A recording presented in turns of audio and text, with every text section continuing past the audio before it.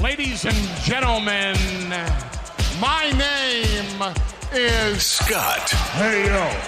Is that his younger brother?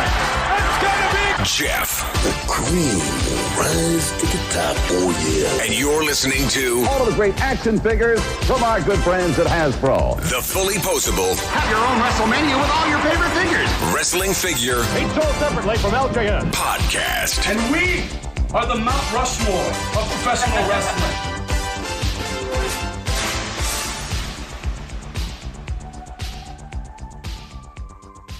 Hey, welcome to episode 336. Got it right this week, Scott. Well done. Thank you. Of the Fullyposeable Wrestling Figure Podcast, longest running episodic wrestling figure podcast going today. My name is Jeff, and sitting alongside next to me is my real life brother, not storyline brother, Scott. Scott, say hello. Hello. Scott, joining us this week for the Summer of Saying Dude Love is the man that has put together one of the greatest sites for any wrestling figures ever made. I'd like to introduce Dylan from Wrestling Figure Database. Dylan, how you doing, man? Good. How are you guys? Doing well. It's a pleasure to have you on. Yes, I'm excited to be here. This is a dream come true. Don't worry, dude. We're just a couple of brothers from California. That's all, man. That's what you think. Very important. Very important. Well, speaking of very important, you have put together a website that basically almost every single wrestling figure collector uses multiple times a day for whatever reason it may be. We're talking about Wrestling Figure Database, of course. So bare bones, let's start at the beginning. Thought came to you. What happened? What happened was I originally was collecting Mattel Elites, and I have kind of really strict rules of collecting only between like 19, or I guess basically the start of the WWF to like year 2000. And I was really trying to like bucket those into like old school, golden era, new generation, attitude era, and then like that kind of like transition into ruthless aggression. And so I started keeping like a ton of Excel spreadsheets, and I was like, somebody else might have interest in this. And so I also had the idea of like, maybe I'll just post this to a website and see if somebody else wants to use it. And the other thing that I used to do was I would leave these ridiculous reviews on Amazon about wrestling figures, specifically Mattel's really, and just kind of like my critiques on them. And so the original idea was like, put up a couple of checklists and also post reviews, but reviews turned out to be just like, there's so much work.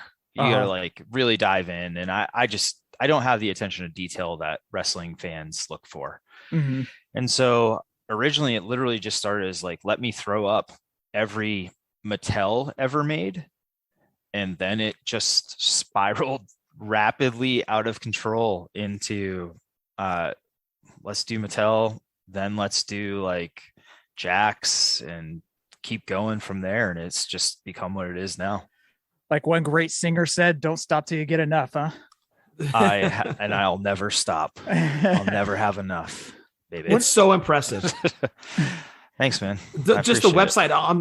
It's like Jeff always says, it's literally like every figure made, and it's so broken out and particular. Like, I want to look for just Mattel Elites. Well, you can go to WWE and then Mattel, and then you have Elite Mainline, and then you've got all the other versions of the Elites that came out. It's so impressive the way you have it broken out. But I've got to know, where did the pictures come from? So I'm glad that you brought that up, because it's one thing that I don't do enough of. So one, on the website, there is a sources section where I give some credit to people that I've worked with on this. And that ranges from like the gentleman Brutus Valentine, who wrote like the LJN WWF book, Fig Heel, who's been like super generous with photos and information and checklists, Hasbook, who's been giving me like high res Hasbro figure pictures of like rare stuff that he doesn't have to. Nice. Even like the Major Brothers, you guys. And then there's a ton of like very generous people on social media who kind of like see what's happening on the site and want to participate. And they've been like more than generous with like providing imagery to me. So like Instagram, there's a gentleman, Scott, who runs Foreign Objects, which is like a Japanese page. And he gives me a ton of like rare foreign stuff that like there's not pictures out there. And so like getting them on the site is actually like a pretty big win. And like before him, there was Junk Shop Dog. Before he was Junk Shop Jump Shop. Before he was Junk Shop Dog, he was dealing in Charapros and all those Japanese figures. And he brought like all the figures and just said like, yeah, go for it.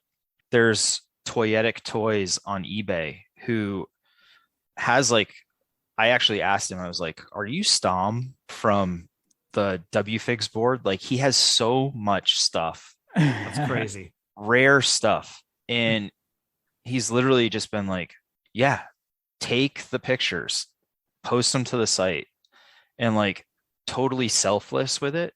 Mm-hmm. And then like there's obviously WWE, Mattel galleries, like those come in, just snag those. But a lot of it honestly is like these unsung heroes on eBay who take the time to take nice pictures, and like they're not watermarked. And it's like, I'll pull those down, ask for permission, and just run with them from there. That's so interesting because as you and I were chatting about before Scott jumped on, and not discussing this ever, but I had this same idea to do with the Fullyposeable website. And I talked to our web developer and he was like, man, honestly, he goes, I don't know how you would do something like that. Well, it was a tall task. It was a tall task, and it was accomplished by someone, and that someone is on our show right now, Dylan. So yeah. It is great, man. It is a great website, and you've probably heard it numerous times on the show. I mean, obviously, every single week I plug it, but at the same time, you hear a lot of people at this also saying, "Oh yeah, I was on database today," or "I was on the figure database," and they just say that the database or the figure database, and everybody knows what they mean. Yeah, it's universally loved. There's been a few times where I question what the hell I'm doing, because I mean, the hours involved, they're countless at this point. Like I have a very patient wife who's let me kind of like dive into this when, like, you know, I go down a rabbit hole of like, oh, I got to get this line of micros that nobody gives a S about. But like, are we family friendly? We're mostly you can say you can say shit. We've evolved. Nobody gives a shit about. Yeah. Yes. There you go. But it's like, those are the ones that like I love getting up there, because it's like nobody gives a shit about them, but like I want to catalog them for posterity's sake, and like she'll let me do that. Yeah. But like there's been a few times where it's like I question what I'm doing, and then it's like I'll get one of those messages either from like you guys or like on Twitter where it's like, thanks to the database, like I was able to figure this out. Yeah. It's like, oh, all right, like, yeah, it's stupid and it's wrestling figures, but like, you know, it's our stupid. And so yeah, I love it. Well, I think it's great because, you know, wrestling figures have made it when you get a website like this, because I believe there's a Motu site that does this. There's definitely a G.I. Joe site that does it, where everything is sorted and cataloged, and there's pictures available, and it's all available right there on one website. Wrestling figures never had that. You had some that were devoted to like LJN, others for Hasbro's. There wasn't one that was like all encompassing. So the work you've done, it's incredible. It's used by everybody. It's universally loved. So just as a wrestling figure collector, I just want to say thank you. My pleasure. And like that, I'm glad that you mentioned that too, because it's like, I think it's yojo.com. At the beginning of the pandemic, I got into G.I. Joes, and that site, I spent so many hours on it. Just finding out what I had in these like gigantic lots that I had purchased. And that was kind of like part of like, I think there was like a little brain worm that started where it was like, oh man, like why the heck don't we have something like this for wrestling? Yes, exactly. Yes. And then like the other thing I really didn't like was that like the wrestling stuff was so spread out. Like you could go to the boards and learn about a particular line. You could go to Figure Realm and learn about a line, but like the variants were missing. Right. Or you could go to like Figure Collections and like they probably had the whole checklist, but like we're missing pictures. Like there wasn't one that brought it all together, and that's what I wanted to do with this. So I appreciate it. Thank you. Mission accomplished, dude. It's incredible. Thanks. Everybody knows where to find our shirts, where to find our shows. Dylan, we basically plugged your website already. We don't need to talk about it anymore. We're gonna. In fact, I'm going to have you do the read for the nostalgia segment. So Sounds good. Surprise. Dylan, outside of wrestling figures, are you collecting anything else? You mentioned that you were collecting or you were diving into Joe's at the beginning of the pandemic. Has that slowed down? Everything is slowed down for me. Okay. I went really hot and heavy on vintage Joe's right at the start of the pandemic, buying up a ton of lots and grabbing all the good stuff, selling the rest and flipping. And it was awesome. I've got a really good Joe collection. Joe's, Star Wars, more modern than vintage, and wrestling, I would say, are my three big buckets. Big passions. Yeah. Yep. Oh, Ninja Turtles. I also vintage Ninja Turtles. And I know you guys like the NECA stuff, but I had to get out of the NECA stuff, dude. I started to kind of dip my toe into it and I picked up a few and I was like, nope. Gotta stop. Yeah. Yeah. It's slippery slope. So Dylan, no interest in the G.I. Joe classified line then? Oh, Scott, that's a loaded question. So I'm not going to say that Croc or Crocmaster and Fiona are back here along with Storm Shadow. Oh, you got Storm Shadow too? And Spirit. Excellent. Those arrived today. Yeah, dude, mine just arrived right here. I'm just looking right at them, in fact. Lucky. Yeah. That's awesome. I'm really conflicted on it. I love them. Yeah. But they're great. Do I need them? Do I have this like the nostalgic connection to them like I do with the vintage ones? I don't know. Like yes, you do. I'm considering like really culling down my collection to like 80, whatever the start was, to like 89, and then just like collecting the classifieds that meet those criteria. I gotcha. Yeah, we were kind of talking about this last week too. It's one of those, if I have an emotional attachment to it, I'm going to get it. So I'm more attached to the classified figures that closely resemble what they were in the 80s. Yes. And if I have an attachment to the character, that's even better. What I don't get are characters that were after my Joe collecting days. For example, Kamakura came out after I had stopped collecting Joes. So when he was available for pre-order, I passed on him. So that's just an example. There are going to be ones that I pass on. I'm definitely not a completist when it comes to it.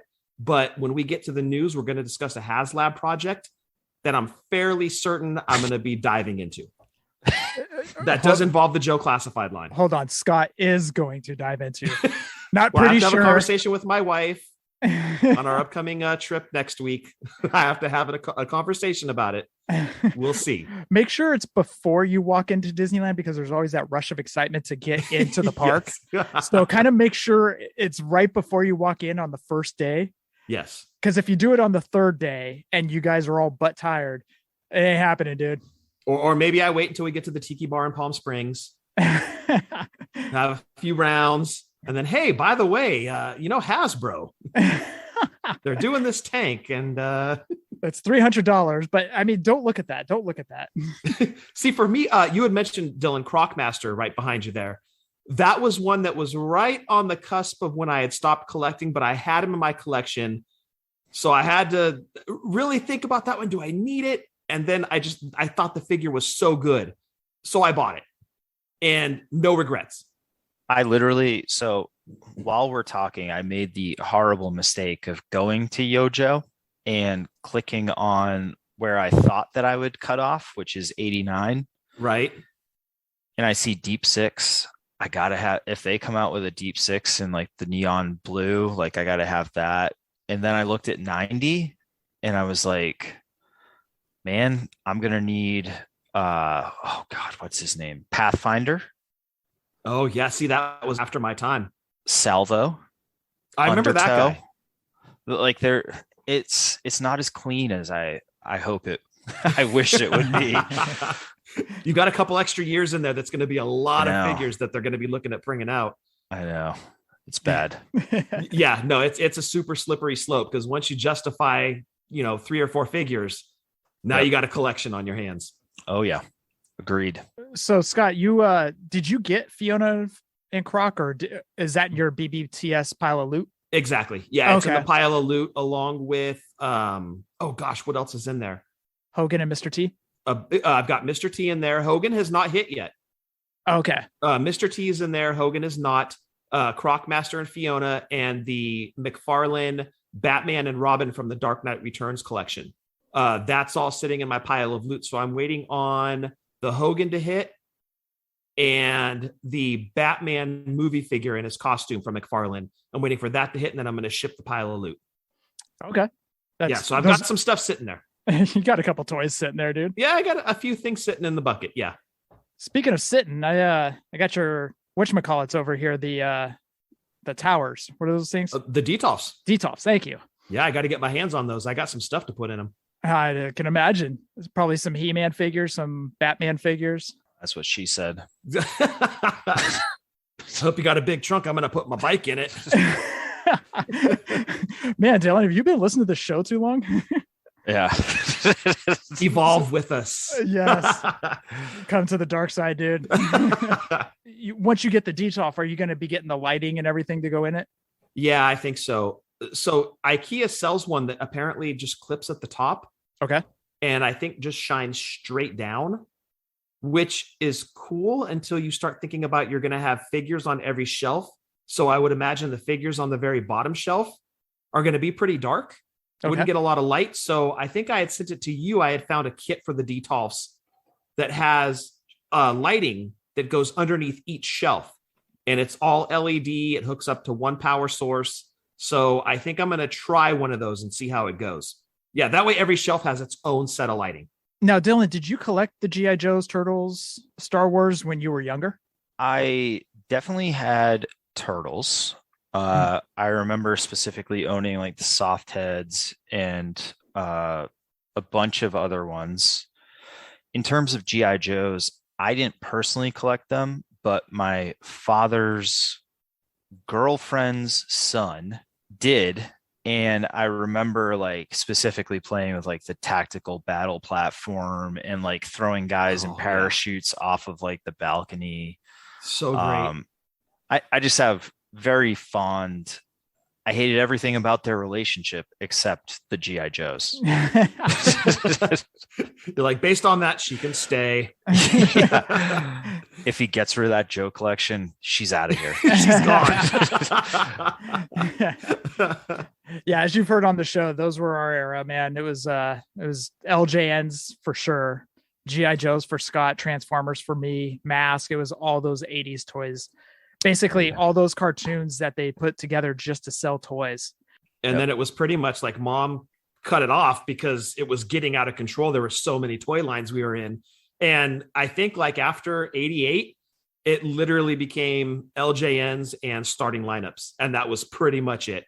Oh, and Remco's, of course, but they cut off at like 86, 87. But it was LJNs and starting lineups really exclusively starting in 88. Are starting lineups going to be mentioned this show? Probably. Maybe. Stay tuned. That was a natural transition right there. You missed it, man. Where'd that come from? Real quick, I was mentioning about the Cameron Grimes last week, and we were kind of talking, is it going to be all box, whatnot? Thank you to Jordan Cassat. He did send over a screenshot from Instagram. Someone asked Bill on Instagram, and it wasn't Steve, it was Bill. He said, plastic-free packaging, ? Bill replied, nope, it's exactly like the Firefly Funhouse Bray figure packaging, the NWO Wolfpack Hogan figure packaging. So it is not all cardboard just yet. All right. Not just yet. Not just yet. It's coming, though. It's coming for sure. I'm kind of curious when it's in a hit. Like, is it to be like that 100 Elite series? I heard your conversation about that today. I'm a loose collector, 100%. Mhm. I know that we're mortal enemies because of that. Right to the heart, Dylan. But I mean, even as a loose collector, I really don't like it. There's just too much going on with like paint apps and like scuffing and stuff like that, where it's like I look before I buy, and like absolutely, I can just picture a lot more like returning. For sure. And that to me also, I mentioned this last week, a lot of it was the fun of walking down the aisle and physically seeing the figure on the pegs.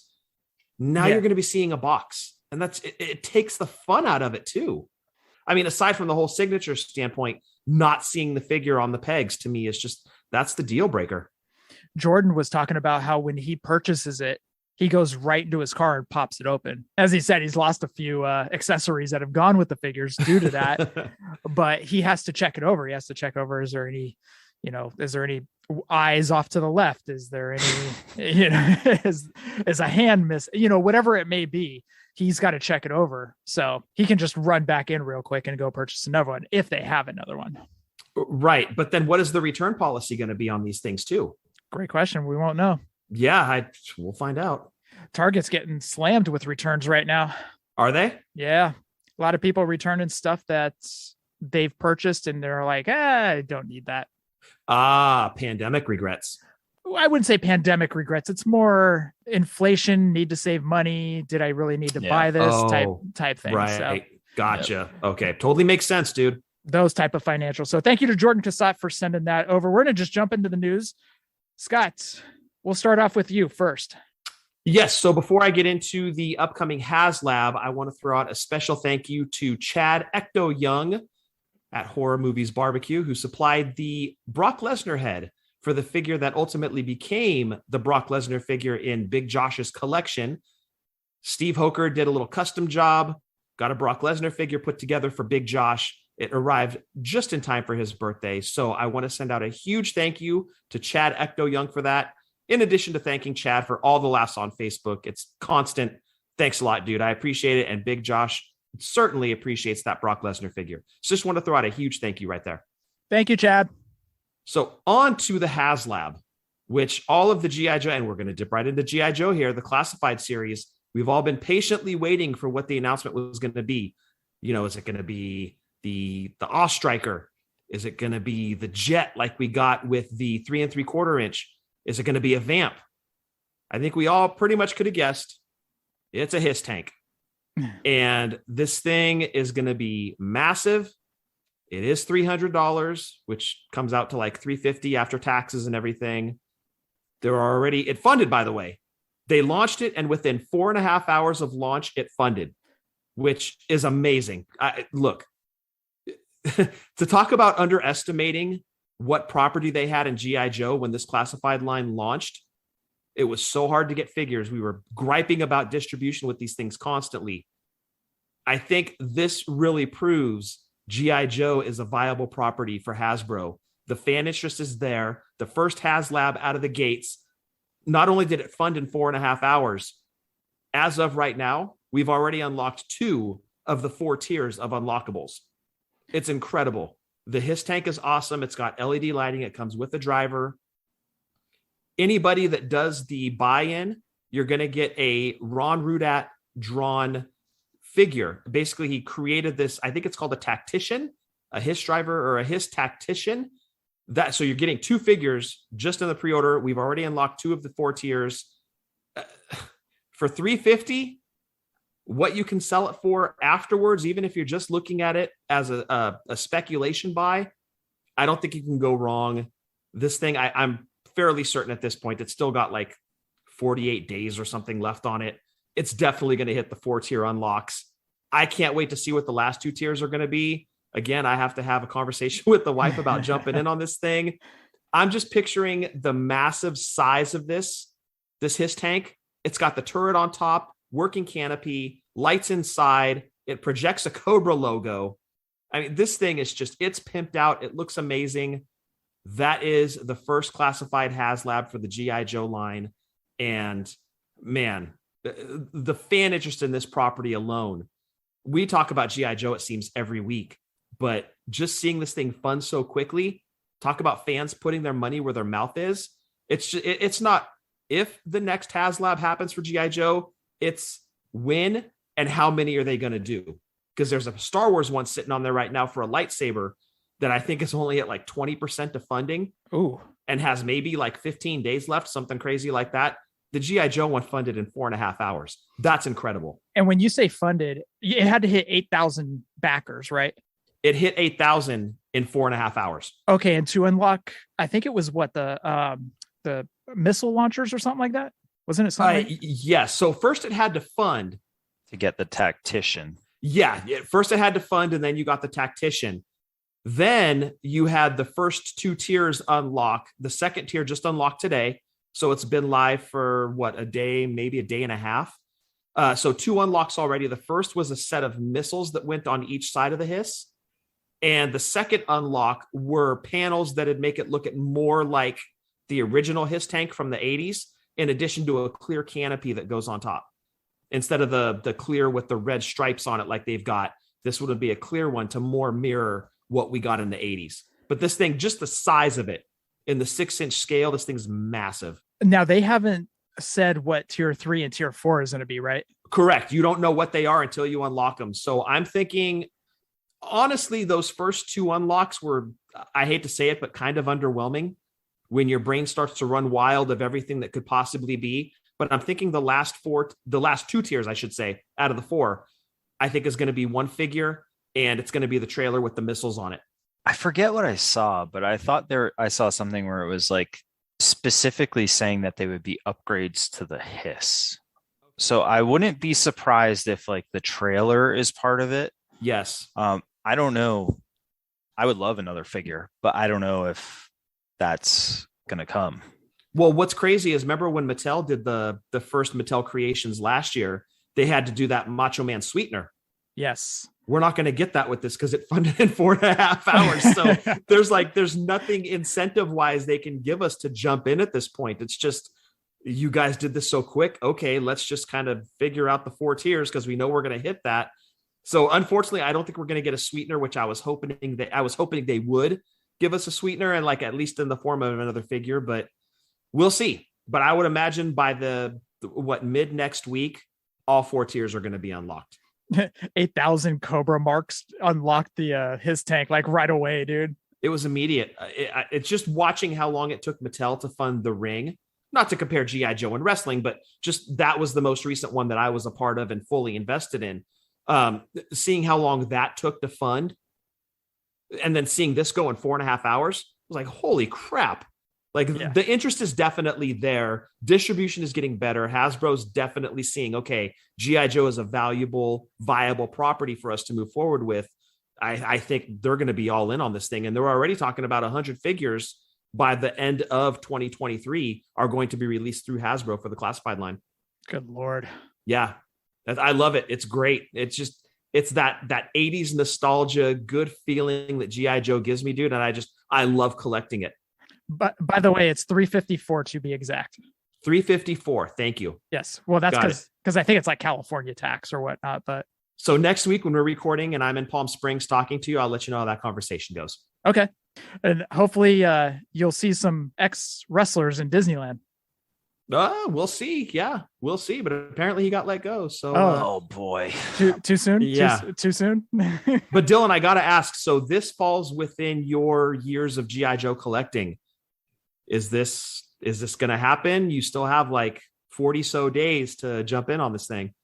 So I will not do it if I don't back it within the early bird backer period.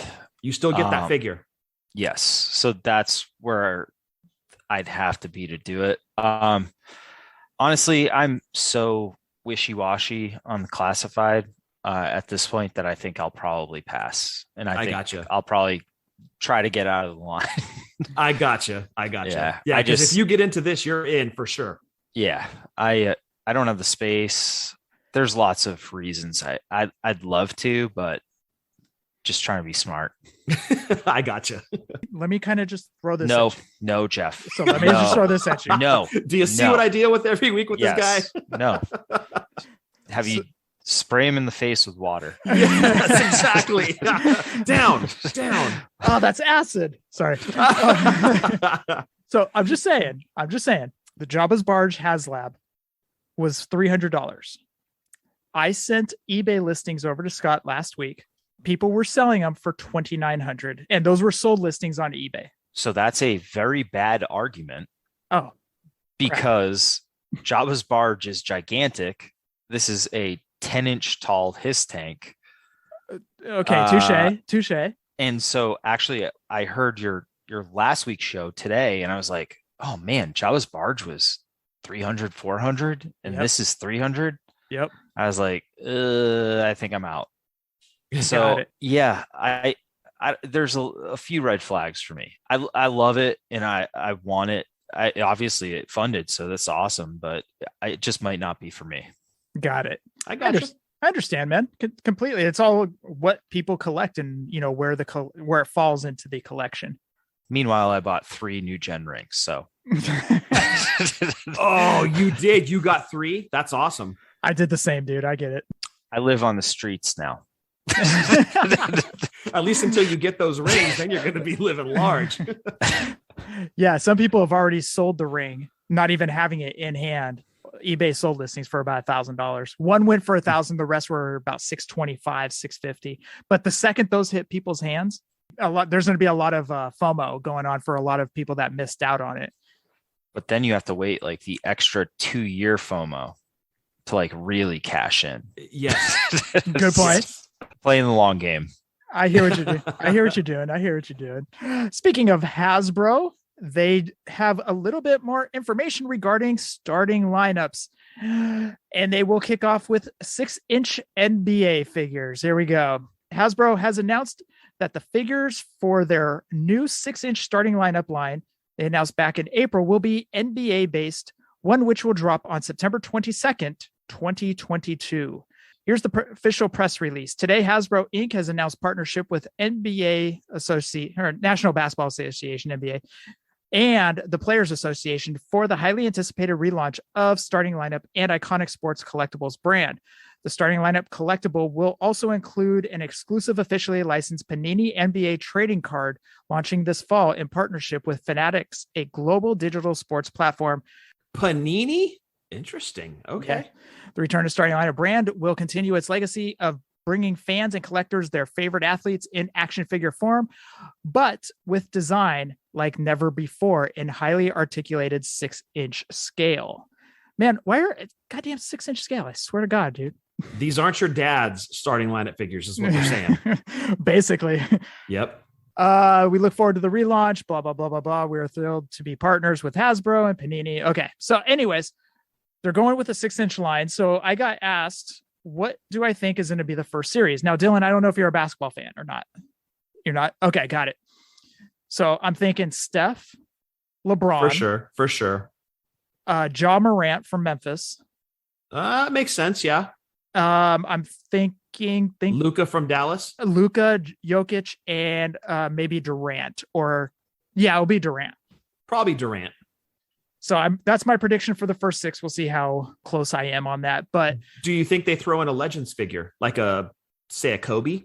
I think that's going to be a special release one, honestly. Or do you think the Legends will have their own line? Because you know how Mattel Elite does it. You get like 5 or 6 names and 1 legend. Oh, that's a good call. They could do that, dude. Yeah. So I'm wondering if maybe they do something similar. If they don't want to shoot a whole Legends line out there, you just kind of sprinkle the Legends into the main waves, Yeah. I'm excited for this. Actually, this is a really interesting question. You remember that link you keep sending me that shows the Steph for, what is it, $300? Which, by the way, I'll send that to you tomorrow because I forgot to send it to you earlier this week. Aren't you leaving for Disneyland tomorrow? That's not important. I can send you a link. It's fine. Jerk. But will this step, let's say they make Steph in wave 1, will this bring down the price of that highly articulated one that's on Big Bad Toy Store? Absolutely not. That's apples and oranges, dude. Absolutely so? not. No. That would be like saying, does this Mattel Legends store bring down the value of that Hot Toys store? or the Sideshow Collectibles store. Touche. Absolutely not, dude. No. Because that Steph Curry, the Interbay one, is super limited.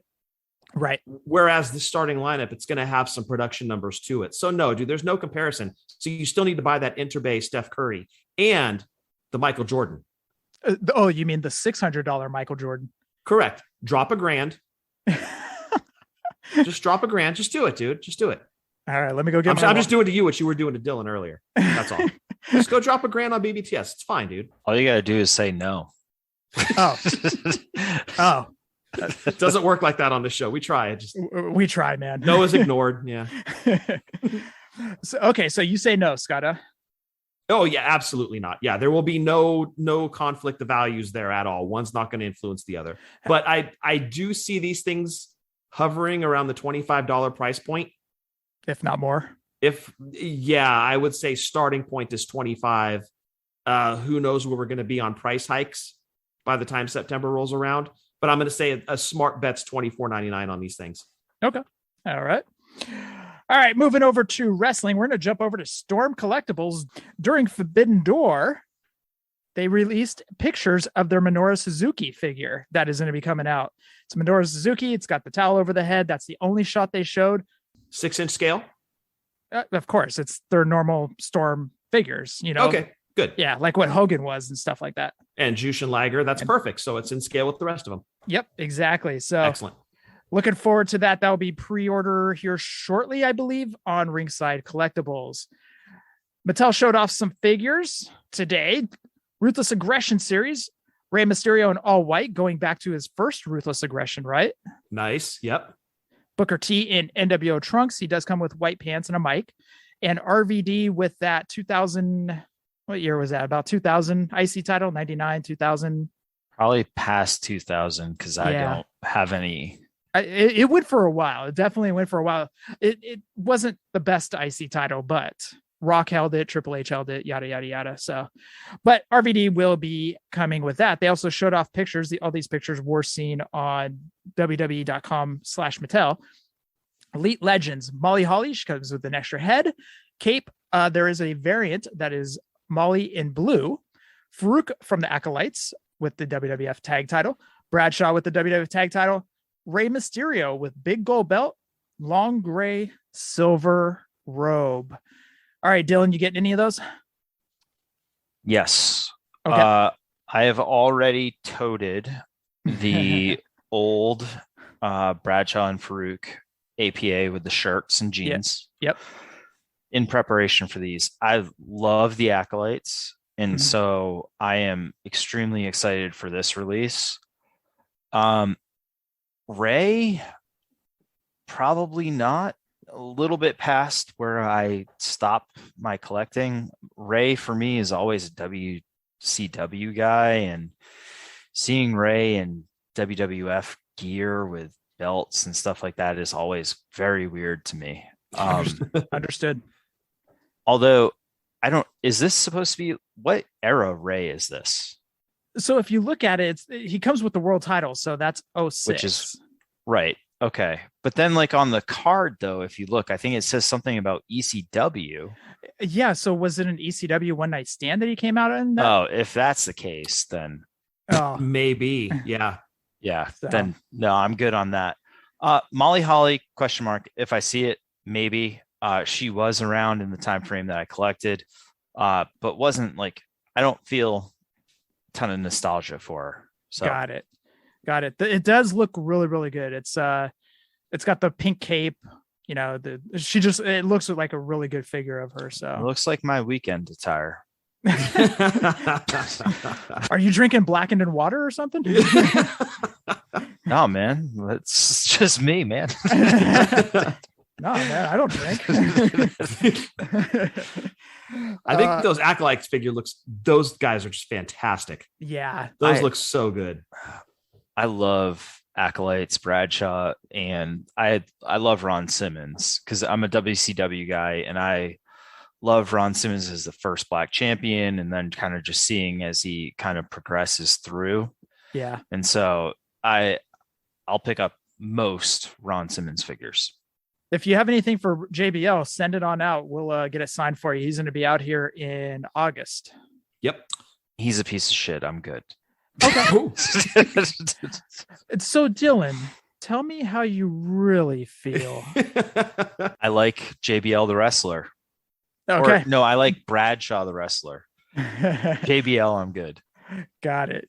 We met him in New Orleans. You could tell he was reluctant because Scott was chasing him down to get a picture because I did. That's right. Yeah. That's Scott's MO.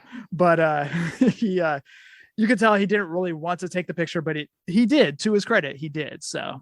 And the only reason he was champion is because Triple H didn't want to work Tuesdays. Well done, dude. Well done. Who was that promo? Paul That was Heyman at Oh, ECW yeah, One Night go. Stand. Yeah.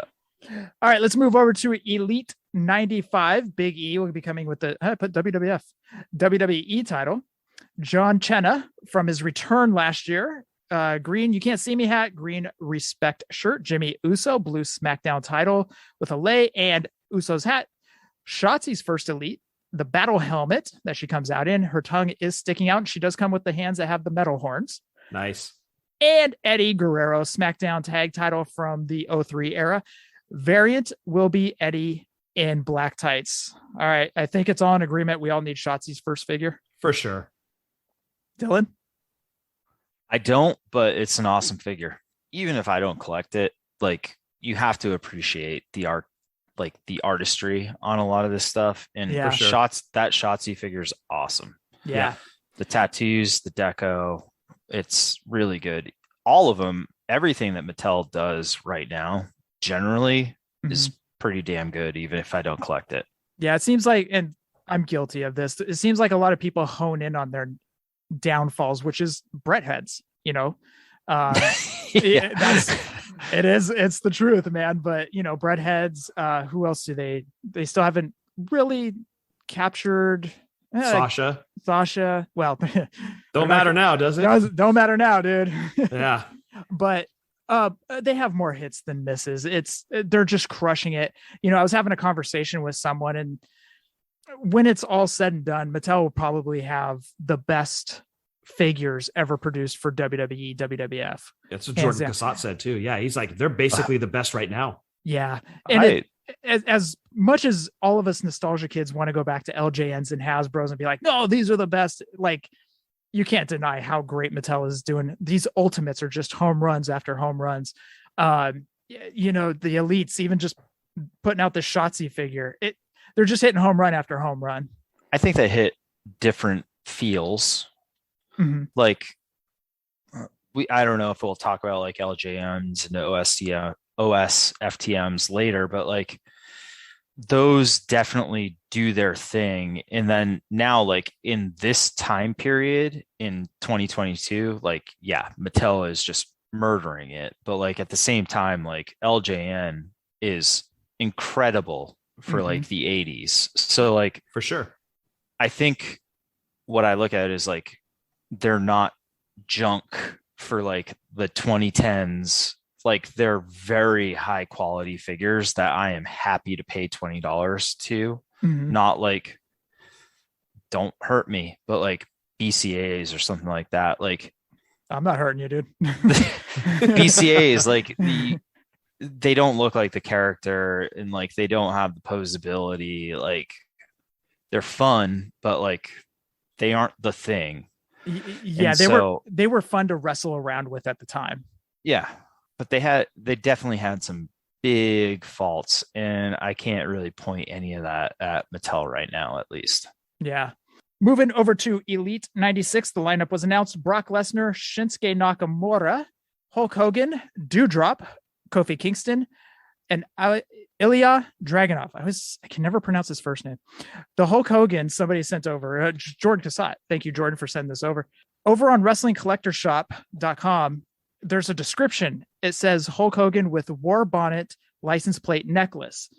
Somebody found the Hulk Hogan with the war helmet and the license plate necklace and put it next to each other. And all right, I got to play this game with you, Scott. I know you're a huge Hogan mark.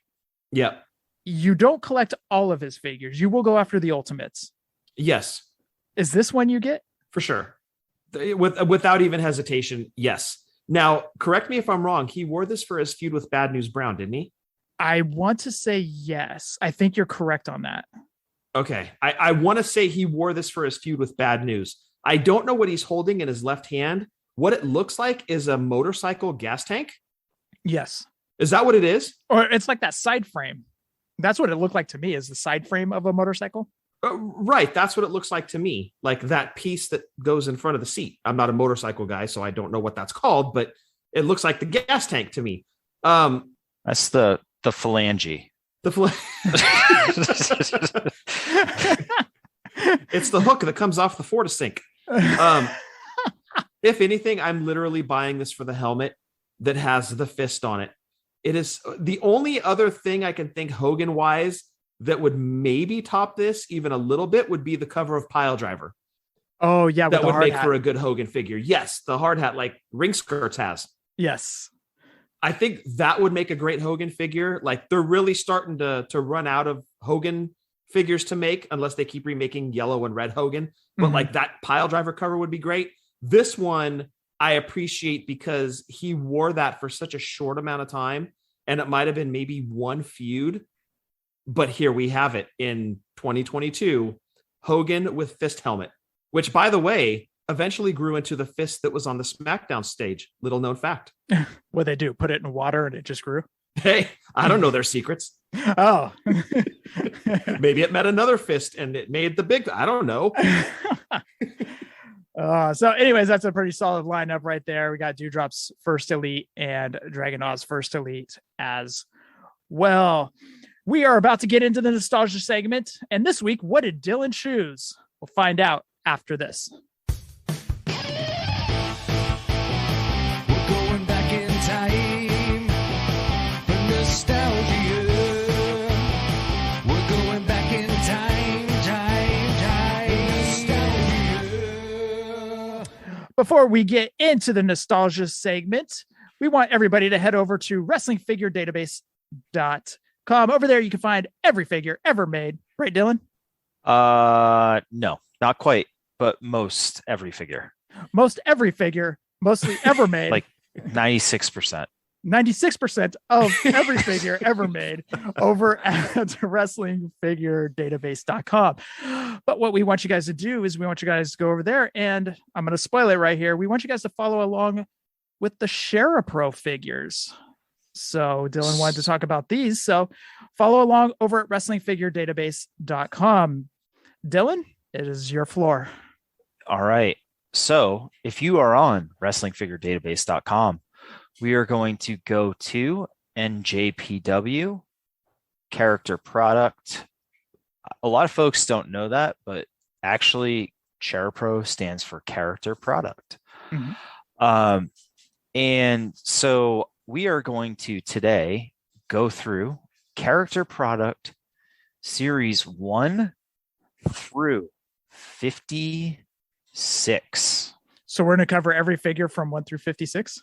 Yeah. So that might seem like a lot, but a lot of series, but it's actually the interesting thing about character pro or SharaPro is that every single figure made up a series. So one figure is series 1, one figure series 2, one figure series 3. Sometimes there's duplicates. So like if we go and look at the Muta figure, which is series 3, there's 2 Mutas, but that comprises series 3.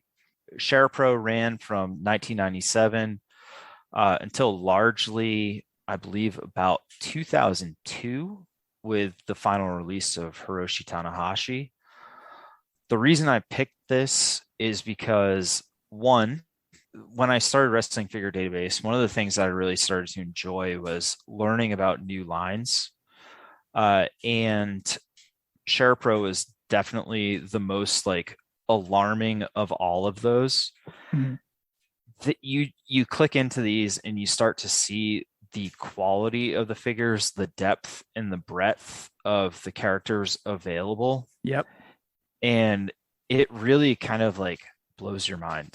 Yeah. And then like when you actually get them in hand, so like these are my jam, like you get them in hand and they are just like, there's not a dud in the bunch. Like, that's one of the things that I would love for any listeners to kind of comment on is like, if you think there's a bad SharePro, what is it? I really don't see any that are bad. Mm-hmm. And so what my intention was with by pulling SharePro to kind of the forefront and as the nostalgia is to just kind of bring some more light onto these. I don't want people to start liking them because that'll just drive up their price. But I want people to know about them Mm-hmm. because they're just incredible figures. New Japan Pro Wrestling and the history that federation has is just incredible. And also over there, look at all the different Jushin Thunder Liger figures that are there. You get your first, like you said, Tanahashi. You even get your first, he was the 7 foot tall dude in 2007 in WWF. Singh? No. Great Khali? Great Khali. Yes, Thank you. Great Khali. They call him, what's in this? Giant Singh. Giant Singh. Yes. Yes. So you get Great Khali's first figure in a 2-pack over there. So there's so many different ways to admire these figures. Jushins, all the great Mudas. A lot of Inokis too, I noticed. A lot of Inokis. So when I'm looking at it, the ones that I particularly wanted to talk about is if you go to line and you click Superstar Figure Collection, that's their, like, if you talk about like elite mainline, basic mainline, like that's their like bread and butter line. Mm-hmm.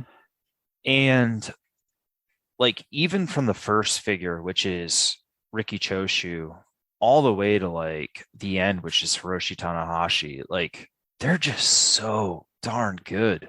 Mm-hmm. And they hit everybody from like Chono, Muda, Liger in so many different formats. And then like these other guys that are largely forgotten. Tiger Mask, Fujinami, Sasaki. One of my favorites for some reason. I don't understand why, because I think I've only seen one match ever, but Shinya Hashimoto. And also one thing we also wanted to point out was the 2-packs. They also came out with 2-packs. They have their single card guys, but they do have 2-packs. They came out with a Vader and Too Cold Scorpio. That during the pandemic was going for a lot of money. A lot of these go for a lot of money. Correct. With Junk Shop Dog focusing on his own line of Popey, which was the other line that I honestly considered for this nostalgia segment. Mm-hmm. It's getting harder and harder to find SharePros. Yes. I don't want to give my source, but Foreign Objects on Instagram is an incredible SharePro vendor from AJPW, NJPW, and then the unaffiliated ones to like weird Sofubi stuff, which is like the soft vinyl. Yep. He's just a really good vendor for like stuff that you haven't seen before and that you probably want to see. One other thing I wanted to point out, I want to make sure we didn't gloss over, it was the ring. Yes. So there is, so let's see, where is the ring? Is that the boxed ring, Jeff, that came with the referee figure? Yeah. Yes. There's okay. With Tiger Hattori, and I think there's another one. I don't know that that's NJPW. Well, NJPW had one. It had their watermark or their logo on it.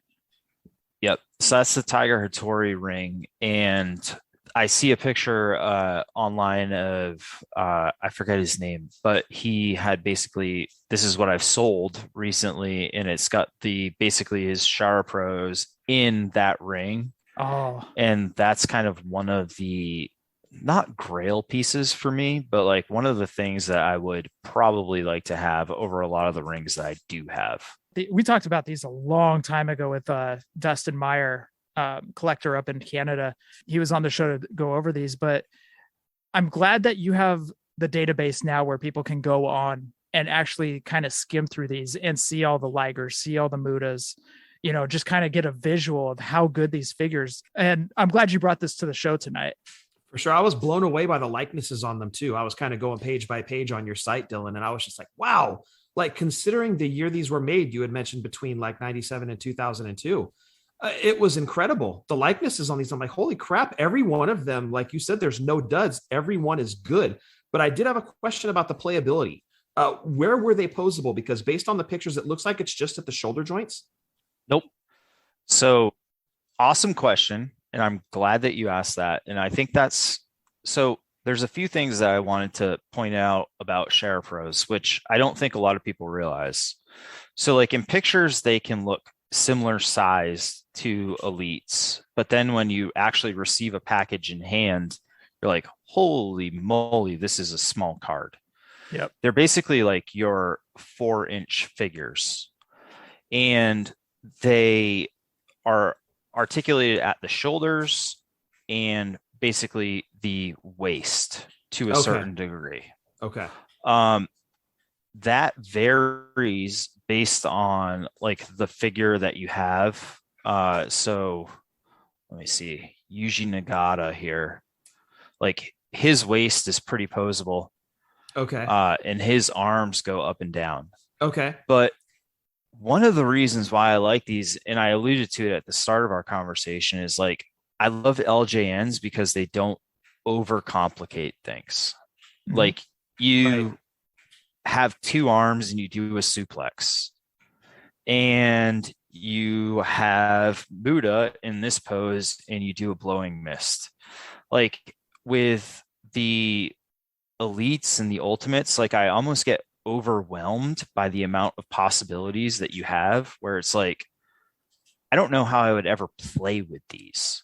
That actually makes a lot of sense. And just kind of going back to the childhood for me, when LJNs went over to Hasbro's, I didn't know how to play with them. You know, it was like, I don't know. These, I'm not used to having so many points of articulation. I know, right? Yeah. I mean, that's kind of why I like, I love them. Is there like a throwback? Like they have these incredible sculpts, but at the same time, they're statues, but they're playable. I'm not playing with them. I don't think a lot of people are playing with them, but like at the same time, like they're just, I don't know. They're simple. I think there's a lot to be said about that in my opinion. So how far are you along in your collection on these? I'll never try to collect all of them. What I'm trying to do is really kind of another reason I love the database is like, I'm learning constantly about new wrestlers, Mexican, Japanese, Argentinian. Mm-hmm. And so like, I'm learning a lot about New Japan. And what I'm trying to really do is kind of get like the main dudes. So like your 4 pillars of AJPW, your 3 musketeers of NJPW, and then kind of like your supplementary characters there. What does that ring go for these days? So I had a shot at it a couple years ago for, was it 219 or something like that? It was still boxed and everything. With the referee. With the referee, yes. Wow. So I saw Sean Ing had one on his site. 389 right now. 389. Okay. So man, I should have purchased it. God damn it. You didn't know. But yeah, that ring has always caught my eye. I've seen it on various web pages or whatever. It's a great looking ring. I love the look of all of the figures in it because it takes me back to my LJN days and Jeff's LJN days where we literally take every figure and just throw it in the ring. Like every time I see that picture, it reminds me of that. So it's a great looking ring. I really do like the look of it. And you said those figures are about 4 inch. So maybe just a shade taller than the Galoobs. Yeah. Okay. Yep. Got it. So I actually got rid of the only Galoob I had, but yeah, they're pretty close to Galoob size, maybe a little bit larger. Okay. Got it. I think that's one of the common misconceptions, at least from folks who aren't into them, is that they're larger than they are. They're pretty small figures. Do you guys have any? No, I don't have any of those. I do have a couple. I have a couple Mudas, and my buddy actually sent me as a Christmas gift one year, Antonio Inoki with the red towel around his neck. I'm still looking for an Inoki. He's definitely part of that list. Gotcha. Yeah, it was Norm sent that over to me as a Christmas present one year. That's awesome. And I know it's still up on my loose shelf. I've got a loose shelf going on. And I can never take that down because it's just such a beautiful figure. It's so well done. Like you were talking about with the likeness. So well done. Absolutely love it. So I have a couple Mudas and that Inoki. I wanted to get Vader and Too Cold Scorpio. The Gaijins are very expensive. Yes, exactly. Because you're getting a lot of the American collectors in on those too. Yeah. I've almost pulled the trigger a couple of times, but then back down. So still kind of keeping my eye on listings, but not going full bore into them. I figure I get enough of those in the other lines. Touche. Where like we've got the Legends Vader, which I think satisfies that. Although I will say he occupies a weird spot outside of my WCW, outside of my WWF. Like he's kind of on an island of his own. So he occupies a unique space, but I think he satisfies that itch for me. Because it's such a good figure too. Yeah. Oh, yeah. Incredible figure. Yeah. I think it was was it our figure of the year last year or top 2? It was mine. Yeah, it was mine. I believe Jeff botched it. What did I do? And did not give it figure of the year. I think that's right, dude. I think you had a different number 1. What did I have for number 1 last year? I don't remember, but I don't think it was Vader. I think Dylan's right. I know he was mine, but as soon as he was released, I called it like, this is going to be the best figure of the year for me. Like this is number 1 in my top 10, and that never changed. Oh, I think you did have a different one, dude. Was it the Hogan Ultimate? No, I can't remember. All I know is it wasn't number 7. Oh, you jerk. Whoa, was it Slaughter? I thought Vader was mine and Slaughter was yours. Was he? I don't know. It was one of ours. One of us botched it. We'll have an update next week. Yes, rewind. We'll have to go to our fully posable historian and have them look it up. Steve Hoker. No, I'm just going to go back and. What I did do is before we jumped on, I did want to go over some eBay prices because I like doing that on this segment. There was a Stan Hansen carded. You know which one I'm talking about, Dylan?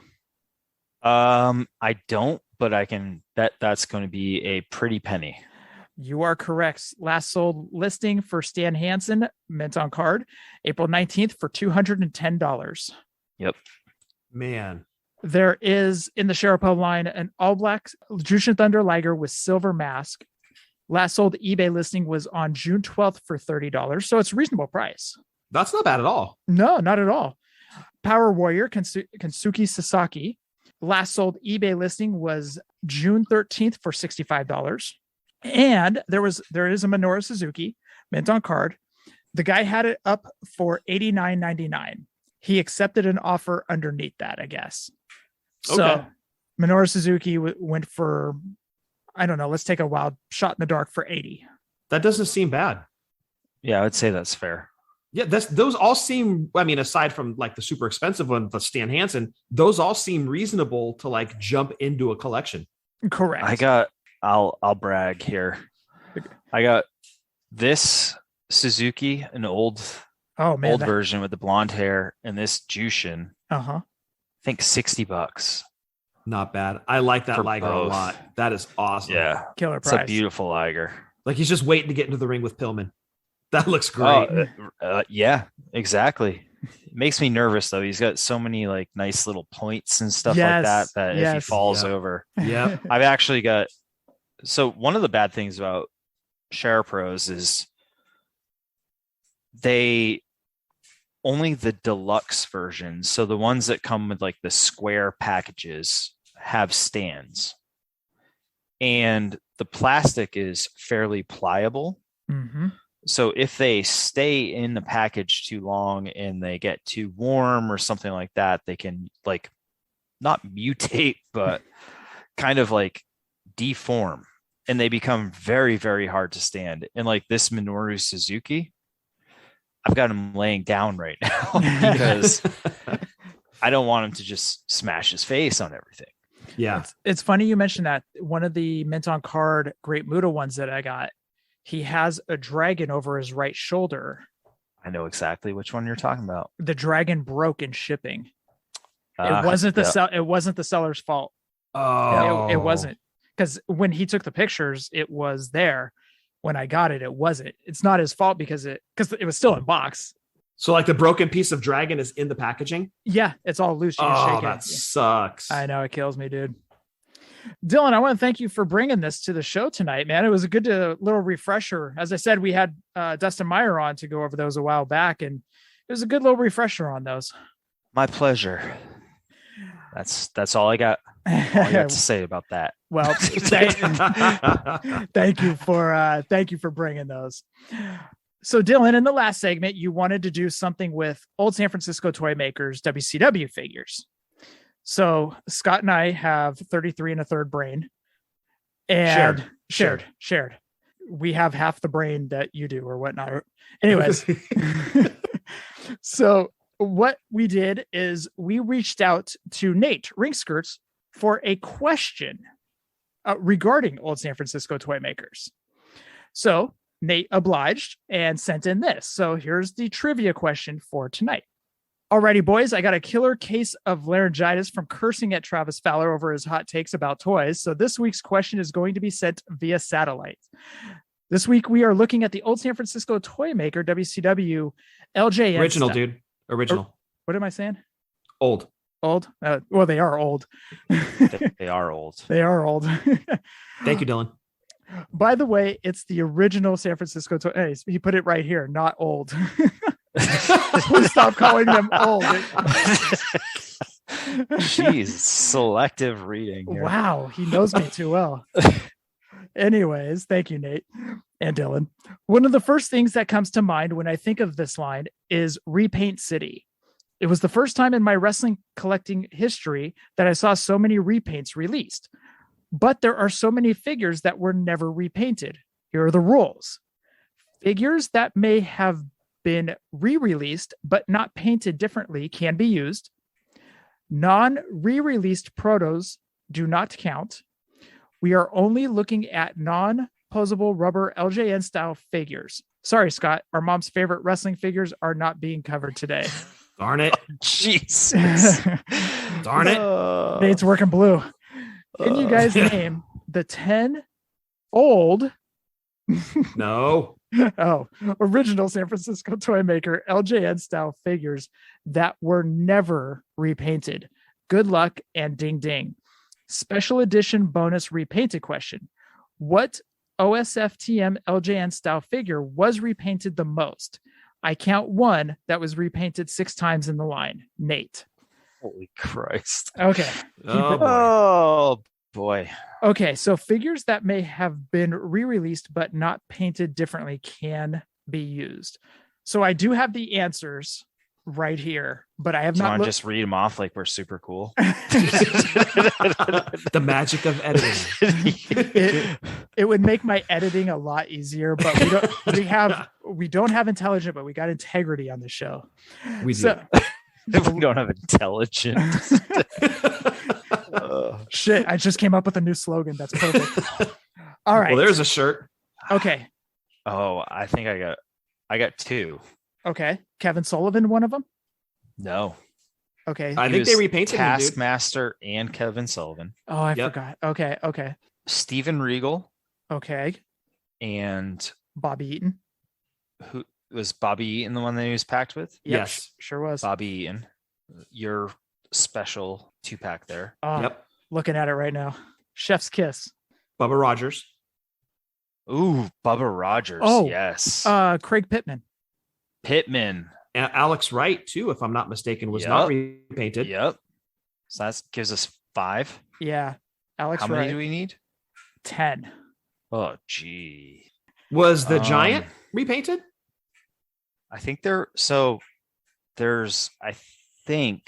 a Giant with beard and without beard. I don't know if that counts, if he knows about that. Is that a Corporal Kirshner figure? Luger. Johnny B. Bad?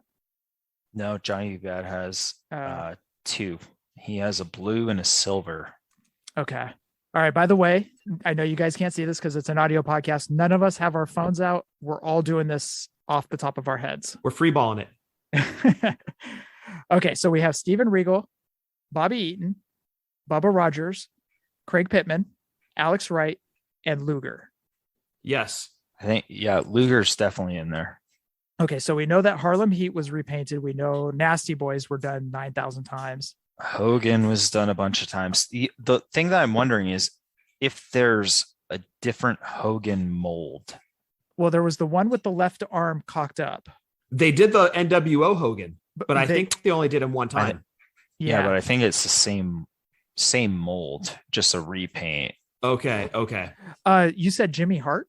Yeah. Jimmy Hart's got tan. He's got dark skin. He's got red suit, yellow suit. Okay. Oh, he did have multiple suits. Okay.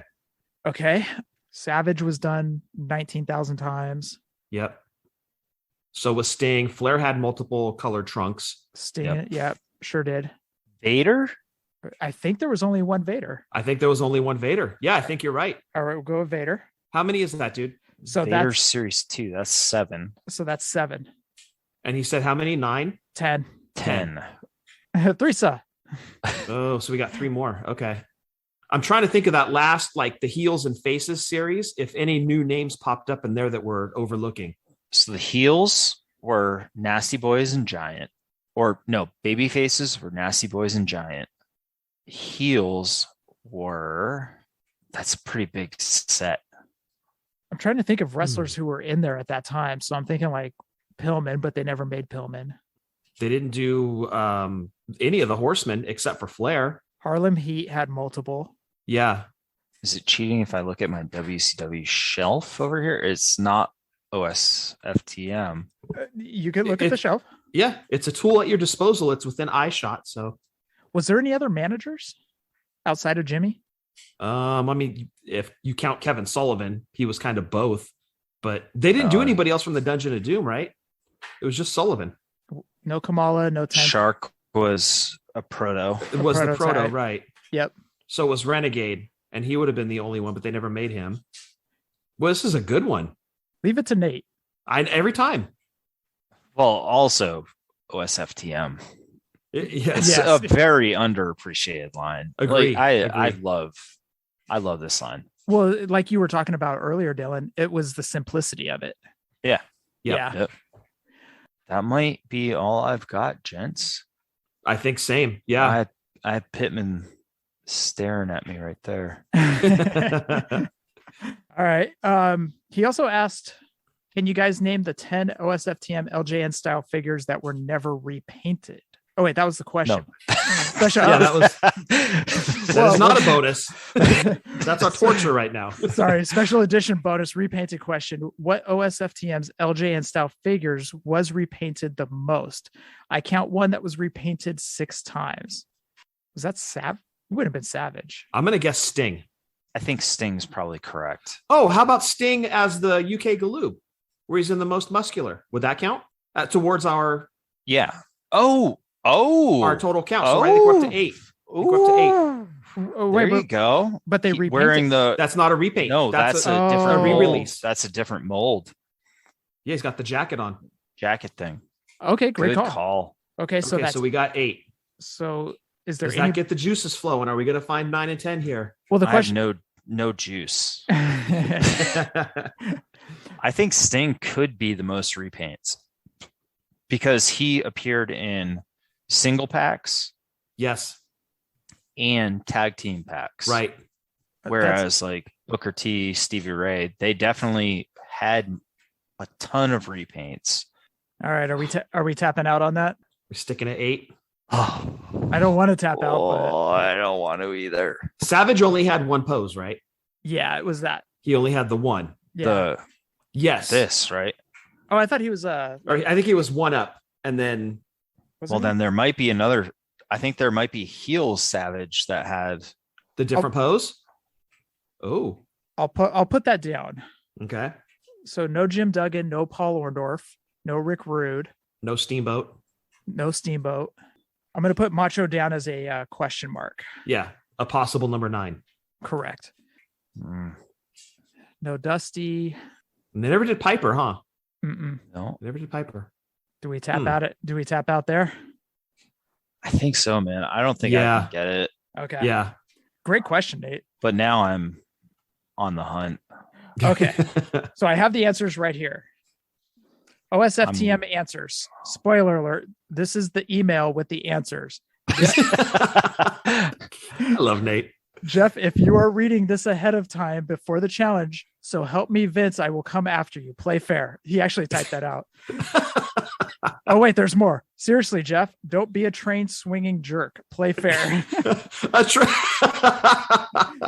I get that reference. In the dome. OSFTM without repaints, the 10. Hogan, double bicep, re-released but not repainted. Another Hogan exists with a different mold. Oh. Vader, re-released but not repainted. There you go. Okay. Big Bubba Rogers, we got that. Got that. Craig Pittman, got that. Sting, great call, double bicep with coat. Okay. Yep. Giant, re-released but not repainted. Oh, so it was Giant. Yeah. We had Giant on our radar. I'm gonna have to, because the question was about beard or no beard. Yep. The Blue Bloods, Steven Regal and We got that. Bobby Eaton. And last is Lex Luger. So we actually did pretty good. Interesting. Okay. So this Hogan that he was talking about, which one is that? So Hogan Series 2 has double bicep. I remember that one now because I remember that being so close. Hogan Series 3 is this. Ah, okay. So we missed Hogan. Got it. We missed Hogan. I'm still wondering about this Giant. If there was like a beard, no beard, like a Corporal Kirshner type of thing. So he said re-released but not repainted. Do you want me to go to the bonus questions too? Let's do it. All right, bonus question.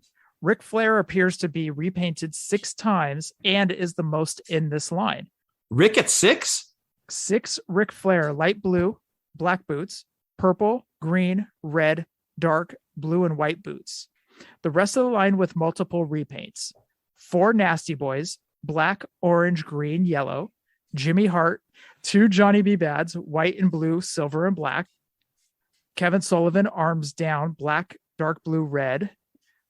6 Ric Flair, we mentioned that one. 4 Stings, arms down, blue, yellow, pink, green pants from Hogan 2-pack, black pants, Hogan 2-pack. 4 Machos, red, yellow, series 3. Inverted from previous, silver NWO Hogan 2-pack, black and white. 3 Harlem Heats, 2 Hulk Hogan's, 1 arm up, red pants, yellow shirt, NWO. And 2 Stings, NWO white, NWO red. Okay. Is he counting the NWO Stings as different from Sting? That's the way it looks like here. We'll have to get clarification from Nate. All right. Tough one. That was great. That was really good. I love that line. I know a lot of people don't care for it, but oh no, we were big fans. Loved it. Really? Wasn't crazy about the ring. Oh, we pretty much had all of them. Really? Yeah. I don't know if I'd picture you guys as fans of that. Oh no, totally. Yeah, we were actually buying those at Kmart as soon as they came out. We were buying all wrestling figures. It didn't matter. Like we bought that Hogan and Rodman 2-pack too. That really lame one. Jeff would be like more of a Toy Biz guy. How dare you? I invite you on the show.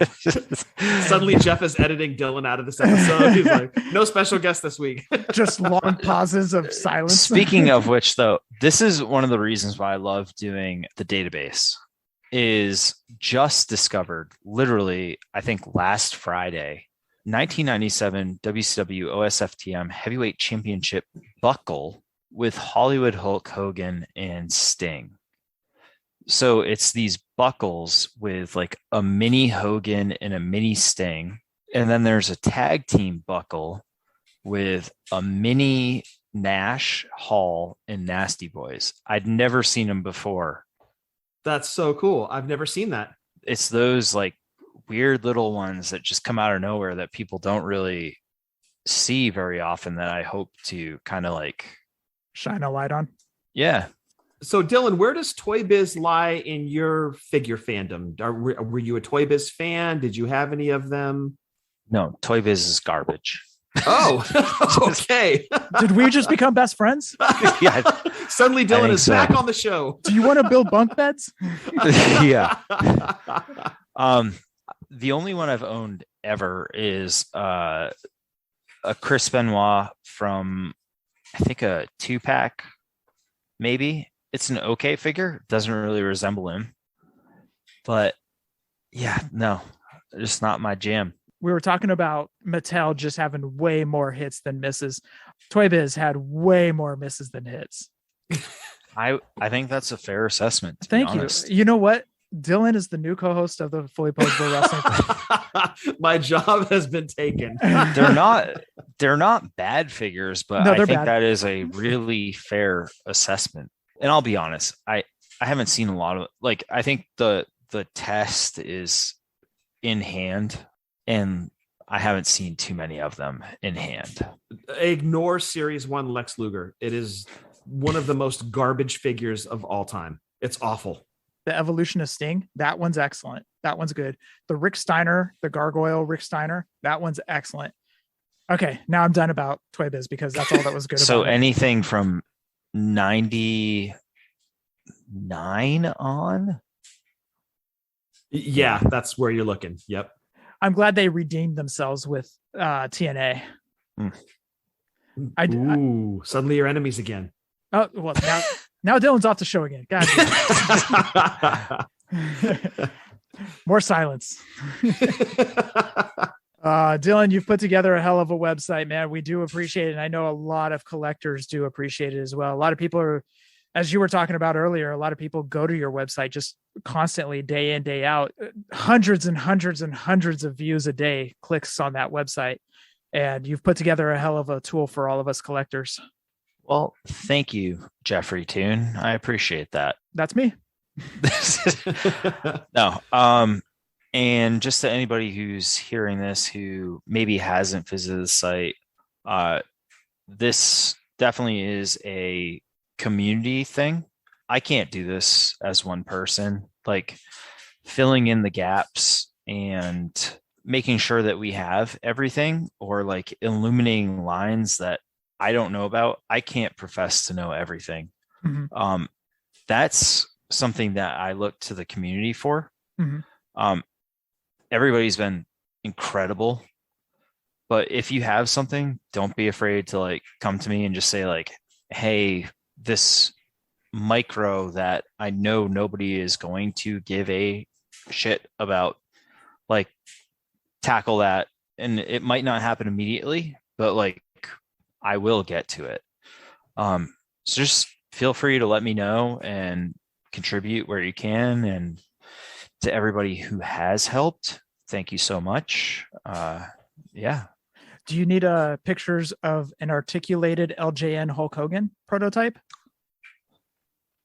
Yes, I do. Okay, he's only got one arm, but I don't want that then. Okay, sorry. No, so there's something, never, we can take that offline, but yeah, there's some things that I don't know whether to put up or not. And I get it. The articulated ones, like the vehicles, those are the ones that like straddle that line. Yeah. But yeah, send them to me if they're nice, and I'll do it. I just have one picture of the Hogan. I do have the George Steele that was in commercials. That was also in catalogs. So. With the painted hair on the chest, right? But don't you own it, Jeff? Yeah, I do. So if you need, I'm saying gonna need like sexy glamour shots. Wait, of me or George Steele? Oh, I mean, no, neither. Of articulated Hulk Hogan.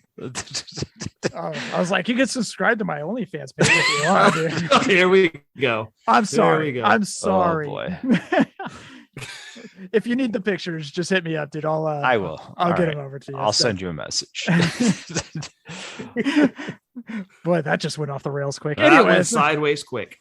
I want to thank Dylan for being on the show, but we must round it out, and we will round it out with WrestlingToyTracker.com. We want you guys to head on over there if you are on the hunt for any figures from LJN's Glues Toy Biz. You see, Dylan, you got Toy Biz on my head now. You love Toy Biz. I don't. You stop that right now, Scott Dude. I'm sorry.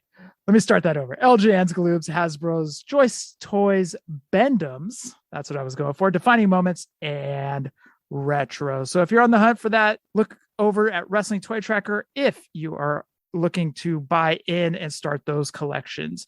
Also, we want to run down the podcasting buddies really, really quick. We got Breaker and Bane. You got Breaker doing his side project. You know it's fake, right?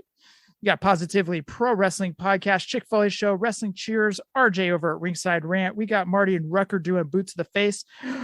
Tim is pulling up a chair. Dylan, you've been on that show. Yes, I have. He's a fantastic dude. Nice guy. He's in our fantasy baseball league too. Is he? Yes. He's doing well. He's doing pretty good. I used to do the fantasy thing. Football, baseball, basketball? Both. Oh. BC, before children. The good old days. Yeah, Tim's a great guy. We got In the Marbles pod with Soda Hunter and Ethan. Check out Drunk Wrestling History and also check out Marty and Sarah Love Wrestling. Scott, roll call. Yes, going to throw it out to Jason Wolf. If you need artwork, Jason is your guy. Give him a follow on his social media accounts at The Art of Jason Wolf. Get in touch with him, get some artwork. He's our artist. He should be yours too. You can also check out his custom chop shop where he's doing custom Hasbro figures. Great work over there, Jason. We love you over here at the Fully Poseable podcast. Again, Jason Wolf at The Art of Jason Wolf. And finally, Jeff, Outsiders Beard Co. If you need those Outsider beard products. Yes. Yes. We're going to get waxes and oils. Keep our beards looking fresh. We'll keep your beard looking fresh. I don't have a beard. Neither does fresh. Dylan. And smelling fresh. Yes. So we don't want our beard, Jeff. Because Jeff. You don't want your beard hairs. Don't want our beard hairs smelling like your butt hairs. Outsidersbeardco.com. Beardco.com. All right. You're going to have it, I think, 10 more episodes. You'll have that bit down. I'll do it when you do the intro. Yep. Not going to happen. Okay. And Jeff, that rounds out roll call. Dylan, I've got to ask, how many Mexican pizzas did you have when it came back for a quick second? Oh, you guys are going to go from like 60 to 0 right now. Or what is it? Midnight to 6? 0. Oh, I don't really eat fast food. Oh, good for you, dude. Yeah. So no Mexican pizzas. All right. Well, when it comes back in the fall, I remember them, but yeah, it's been a while. Good for you, man. That's awesome. Is it? It's hard to avoid. For me, it's just hard to avoid. I can't. Well, especially with In-N-Out Burger out here.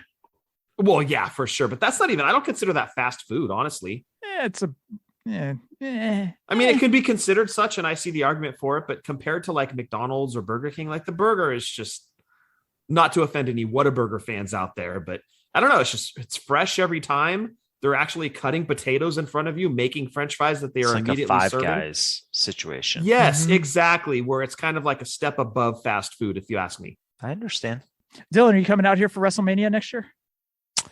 Man, that's one of like the things that I'm bummed about, and why I like doing this type of thing is I just don't have the time to travel. Understood. And so I love connecting with you guys through this, through Twitter, and through everything else. But yeah, I stay pretty local when it comes to traveling for events, unfortunately. Completely understand, man. Gotcha. Sucks. I've never been to a WrestleMania. Bucket list? Do you guys want to send like random email to my wife? Just be like, he deserves this. We demand Dylan's presence. Our Gmail account is anonymous WFP. He's done so much. He's helped the community so much. Or we could just pull like an old school and roll up in a van, kidnap you, and just drive to LA. That would be better. Yeah. We'll send a ransom note. Yeah. But Dylan, I do want to thank you for being on the show, man. It's great having you on, man. Thank you for reaching out. Yeah. Thank you, guys. Thank you, Dylan. So, Thank you, man. Scott, for episode 336, anything else? Stay safe, stay healthy. Fig life since 2016, and happy toy hunting. I want to thank Dylan one more time for being on the show, and I want to thank everybody that has been on the Summer of Saying Dude Love hashtag Fig Life. Adios.